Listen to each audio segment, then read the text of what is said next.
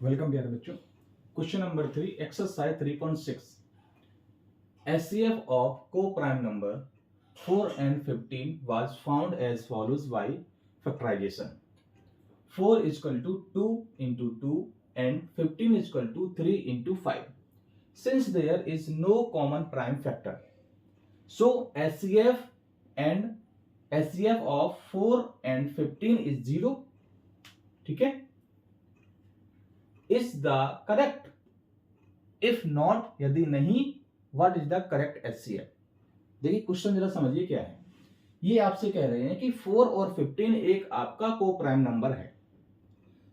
इसके मैंने फैक्टर किए, फैक्टर करने के बाद मैंने ये देखा कि 4 और 15 का कोई भी कॉमन फैक्टर नहीं आया।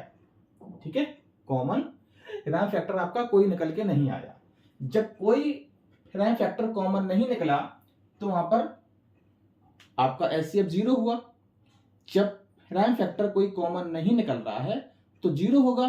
भाई जब कोई नंबर नहीं आ रहा है तो उन्होंने कह दिया कि इसका HCF 0 होगा। क्या ये सही है? अगर नहीं है तो इसका करेक्ट HCF क्या होगा? ठीक है, चलिए देखते हैं। अगर आपने 4 के प्राइम फैक्टर निकाले तो 2 into 2 निकाले। ठीक है, क्या निकाला आपने? 2 into 2 निकाला।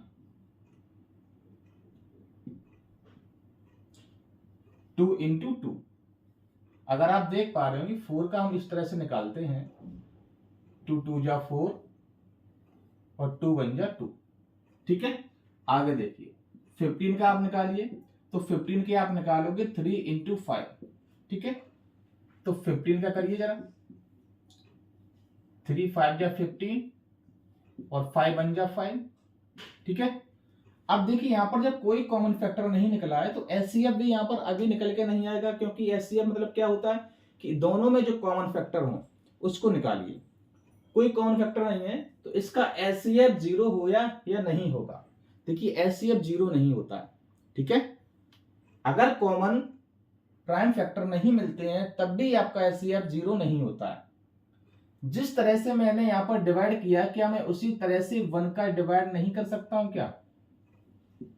ठीक है, 1 1 जा 1, तो एक फैक्टर 1 निकल के भी तो आया है। यहां पे आप जरा देखिए, एक फैक्टर आपका 1 निकल के भी तो आया है। 1 से मल्टीप्लाई कर दोगे तो ये आपका 4 आएगा और ये 15 ही रहेगा। ठीक है, जब कोई कॉमन फैक्टर नहीं मिलता है तो यहां पर 1 नोट डाउन कर देते हैं और वही आपका कॉमन फैक्टर मान लिया जाता है। ठीक है, तो सबसे पहले आप यहां पे लिखिए इज द करेक्ट, यहां पे लिखिए no, it is not correct.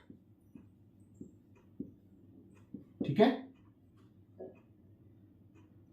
और HCF आप लिखिए करेक्ट HCF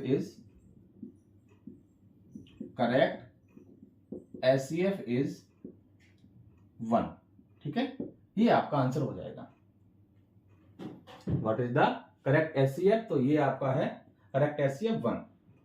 जब भी कोई 2 को प्राइम नंबर होते हैं तो उनका HCF ऑलवेज 1 रहता है। ठीक है, अगर कॉमन प्राइम फैक्टर मिल रहे हैं तो ठीक है उसको ले लेंगे, अगर कॉमन प्राइम फैक्टर नहीं मिल रहे हैं तो उसमें हम क्या कर देते हैं, 1 को ऐड कर देते हैं। ठीक है, और 1 ही आपका क्या होता है, HCF हो जाता है। ठीक है, चलिए ये था क्वेश्चन नंबर 3। इसके साथ आपकी एक्सरसाइज 3.6 कंप्लीट हुई। नेक्स्ट वीडियो में नेक्स्ट टॉपिक लेकर आएंगे। All the best.